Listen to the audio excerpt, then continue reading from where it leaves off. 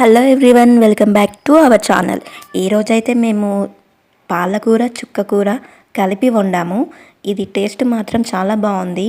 ఈ పాలకూర తినని వాళ్ళు చుక్కకూరలో కలిపి ఈ విధంగా వండుకున్నారా అంటే ఇంకా మీకు హెల్త్కి మంచిది. ఇంకా ఆకుకూరలు తినని వాళ్ళకి కూడా చాలా బెనిఫిట్. ముందుగా అయితే మనం చుక్కకూర పాలకూర రెండు కట్ చేసుకొని ఒక గిన్నెలో వేసుకొని అందులో క్రిస్టల్ సాల్ట్ వేసుకొని 2 టైమ్స్ అయితే నీట్గా కడుక్కోవాలి. అలా సాల్ట్ వేసుకొని ఖచ్చితంగా కడుక్కుంటే అందులో ఆకుపైన ఉన్న ఏమైనా కెమికల్స్ కానీ బ్యాక్టీరియా కానీ పోతుంది.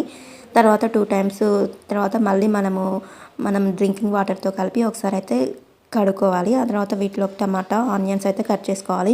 టమాటా పాలకూర వండకూడదు, కానీ ఇందులో గింజలు తీసేసి వండుతున్నాం కాబట్టి ఏం కాదు. పాలకూర ఎక్కువ క్వాంటిటీ ఉండదు, చుక్కకూరనే ఎక్కువగా ఉంటుంది. ఇందులో మనమైతే ఒక గిన్నె పెట్టుకొని అందులో ఆయిల్ వేసుకొని జీలకర్ర, ఆవాలు, ఆనియన్స్, పచ్చిమిర్చి అయితే పోపులో వేసుకుందాము. ఆనియన్స్ ఒకసారి అయితే అన్నీ మనం ఇలా కలుపుకోవాలి. ఆనియన్స్ కొంచెం వేగాయి అనుకున్నాక అందులో కొద్దిగా మనము జింజర్ గార్లిక్ పేస్ట్ వేసుకోవాలి. ఈ జింజర్ గార్లిక్ పేస్ట్ వేసి ఒకసారి మనం అలా ఈ ఆనియన్స్ అన్నీ ఒకసారి కలుపుకోవాలి. ఇలా కలిపిన తర్వాత ఆనియన్స్ కొంచెం ఉడికిన తర్వాత అందులో మనం కొద్దిగా పసుపునైతే వేసుకోవాలి.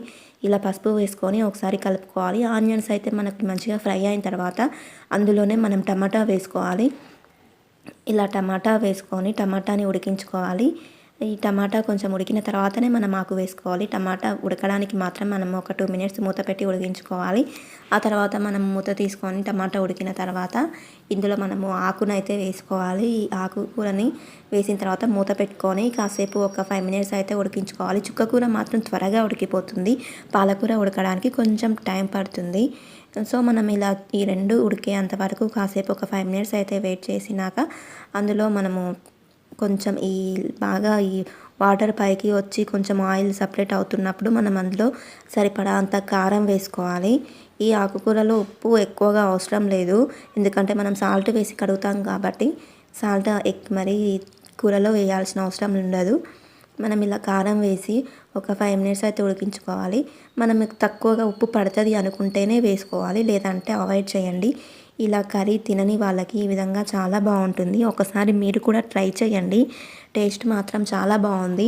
అది చుక్కకూర అన్నట్టు కూడా అనిపించదు, తింటుంటే మనకు గోంగూర టేస్ట్ అనిపిస్తుంది. గోంగూర మాత్రం చాలామంది తింటారు కదా, సో అదే కర్రీ అనుకోండి.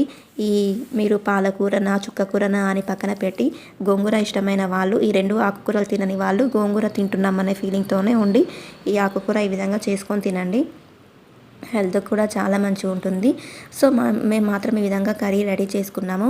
మీకు కూడా నచ్చితే ట్రై చేయండి.